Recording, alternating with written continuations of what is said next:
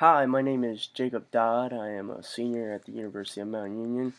I'm majoring in sports business, minoring in coaching and business administration, and I'll be taking you through my presentation on target number 3, ending world hunger. So, getting into it. So we were needed to choose two targets. So I chose target 2.1, which is end hunger and ensure access by all people, in particular the poor and people in vulnerable situations, including infants, to safe, nutritious, and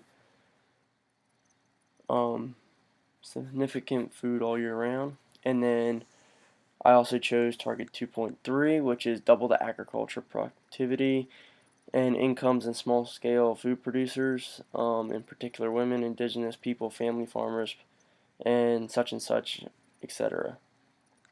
This was all gained from the Department of Economic and Social Affairs. You can see the citation at the bottom of the page.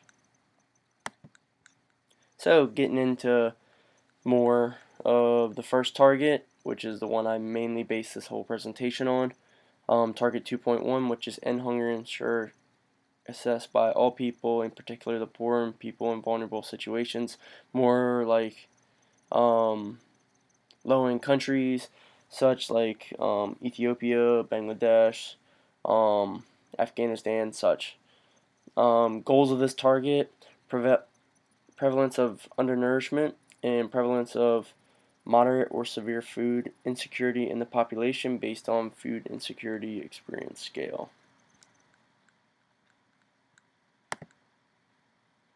The second target, the goals of this target were to keep the volume of the production per labor unit by classes of farming, pastoral, forestry, and enterprise size.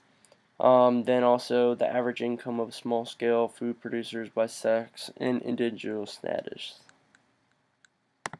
Moving on to the organization of the goal. So, in this image, which I'll show you in Excel, it shows the target to organization, how the data was formatted in Excel. So how I did it was, when I first got the data, there was whole columns that were completely blank, so I deleted the whole columns. It ended up being 5 or 6 columns. Then I also sorted the countries A to Z, making them easy to find, such like Africa's at the beginning, United States and United Kingdom would be at the end, A through Z. Also marked the years of 2015 to present in red, showing me like how the data was moving and and if it was like numerical order. So it was in most cases through 2001 to 2018. There was no information before 2001 on any of the countries.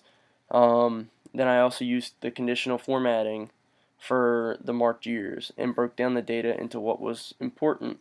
So they categorized each country, which I will show you here in a second. So they categorized each country into the different the different like categories, so the different targets that they broke down in each one. So it says 1.1.1, which is the first one, which is the first target that I did. So when you see this, it shows you 2001 to 2018, and then it also shows like the newer prevalence of moderate or severe food insecurity in the adult population. So it has newer information on that as well, meaning it is up to date. This is all you. This is all different countries. They also have continents on here: Central America, Africa, Europe, all different ones. But moving on, I just wanted to show you my conditional formatting, and then also what I deleted. So it was F through I that needed to be deleted, plus the original J column. Moving on.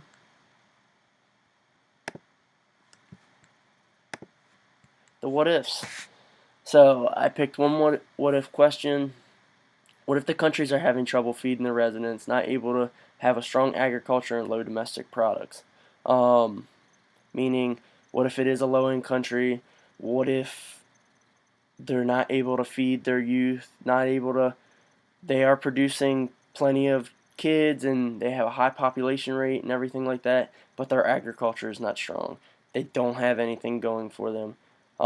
Really, a lot of countries in Africa, they have coal mines, they have gold mines, they have diamond mines, they have all these materials, but they don't have agriculture, meaning they don't have food coming in, corn, soybeans, and wheat, things of that nature, so they have to trade outside, leaving most poor countries in a strand or a bind, meaning that the residents have to make it on their own. The undeveloped countries have trouble keeping the government afloat as well, let alone ending their country's hungers.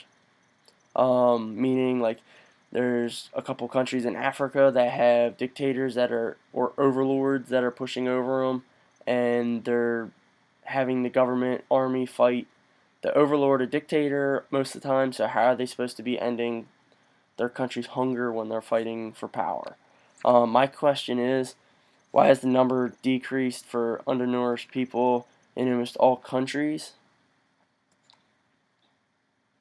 Meaning, um, like Ethiopia, as you see in this right here.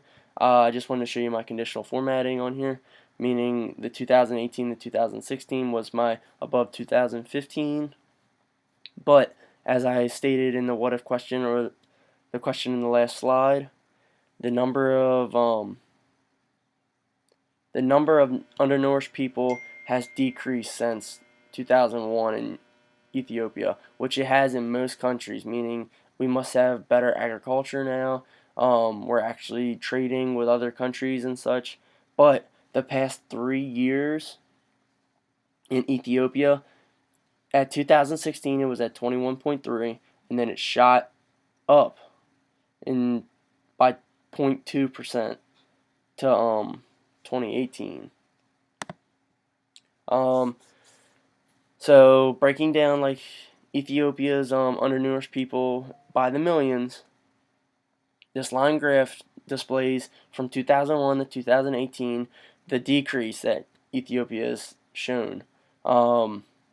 So in 2001 they had a little over 32 million people that were part of the food hunger, and then so to 2018 they lost 33% of that. So it shot from about 32 to 21, cutting down 33% of everyone in the country that has a undernourished belly. Um, this line graph represents the data shown in columns G through I in the Excel file. It also shows how millions of people are undernourished in Ethiopia. It also shows the country is a poor country and is still cutting down on the amount of food hunger in their country in the past years. The target for this whole thing is shown in this table. So I broke it down within those 18 years, showing how it's dropped and decreased. This table shows a portion of the Excel sheet. I took the main category that I thought would be needed. It contains the country of Ethiopia, its entries for 2001 to 2018. It shows that it's a non-fully developed country. If you look up Ethiopia's government and country, it is not a failed state, but it also is a lower developed country. This is a perfect example for why countries can make an attempt to get back on world hunger. You don't have to be a powerhouse like the United States or Russia or even one of the Europe countries. You could be a lower end country and still be making a difference on the world and the hunger in your country. Here's my citation slide, and that'll be it. Thank you so much. Have a great day.